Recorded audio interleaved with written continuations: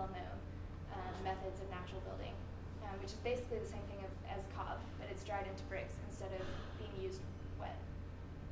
And then here is another person building a wall with some bricks in Yemen.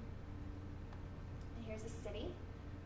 Some of these structures in Yemen, these earthen skyscrapers basically, are centuries old, some even 1,000 years old. So there definitely is staying power, especially when you build stuff to fit your climate. These are a little bit more decorative. I really like all the designs, they're pretty.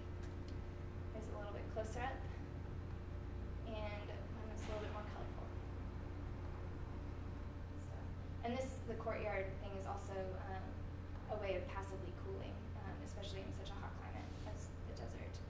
It's all about designing with your environment rather than against it. This is a 400-year-old farmhouse in the UK, the interior, still inhabited. There are lots of structures centuries old, especially Devon in the UK, that are still inhabited. This is made out of cob. There's a 500-year-old farmhouse, which you probably wouldn't think it just from looking, but with the right maintenance.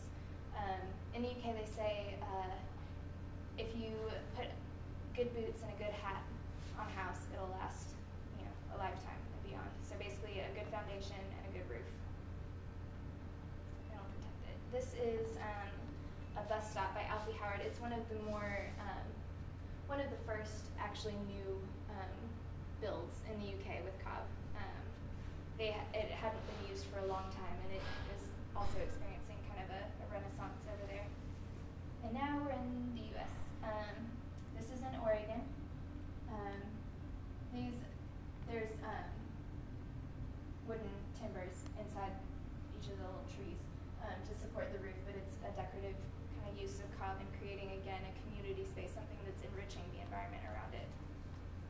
This is a bench, and it serves a kind of interactive purpose. There's a mailbox there where people can write poetry and leave it, or read other people's poetry, that kind of thing. So that's kind of neat. You can do all kinds of different stuff with cob. This is in British Columbia, but a cob oven with a bench, kind of a social area again. Here's a bottle wall at a school, which I just think is really pretty. And then when you go on the outside, it's a tree. This is in Mississippi. And again, the farm was in Tennessee. So you're seeing this kind of stuff pop up in all different climates and all different areas. It's in the desert, in Yemen, it's in basically rainforests in the Pacific Northwest. It's really just about adapting to your particular climate, but it can work all around the world. This is a living room that I really love, and it highlights a really good quality of specifically cob. I said straw was really insulative, and kind of the other end of that spectrum is thermal mass.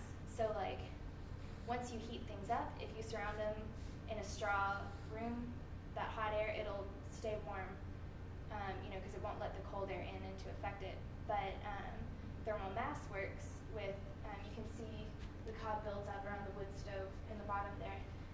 When you fire that stove, all that heat gets absorbed into the cob, and then it'll emanate it out into the room, even for a day after that stove has stopped firing. And this picture highlights how customizable it is to me. If you see this back here is a compost chute. This is the kitchen. And so Mika, the owner of this home, can basically just open that up and toss his compost in there, and it'll go out to wherever his bucket is. I don't know. And another thing, you can't see it in this picture, unfortunately, but just over here, there's a niche in the wall that has a lamp, and it has a mirror behind the lamp. And the mirror is tilted, kind of, just so when you light the lamp, the light is reflected back onto that tabletop. And so it's just kind of small details like that that really make a natural home just really personal, because you can customize it so much more easily than you can customize, like a house in the suburbs.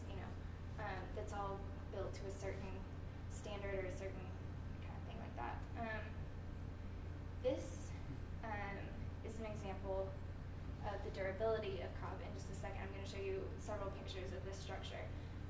Here they're making it, and this also highlights what kind of building site, a natural building site can look like. Not necessarily all of them look like this, but it's a safe space. It's human-powered most of the time rather than machine-powered. So it's not as noisy as a conventional building site.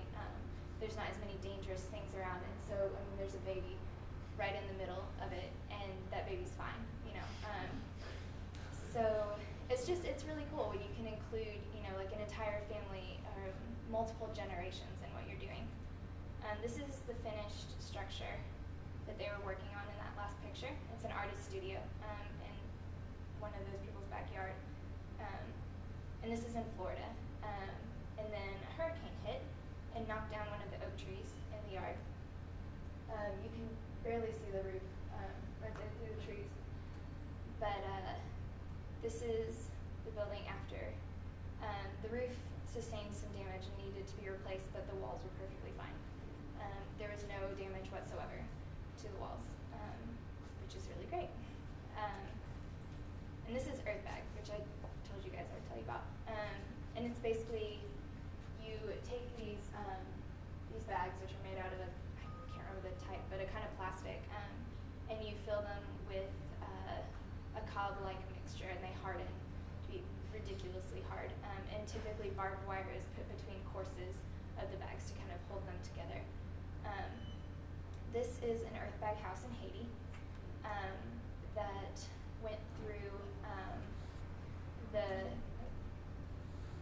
through the recent earthquakes and was not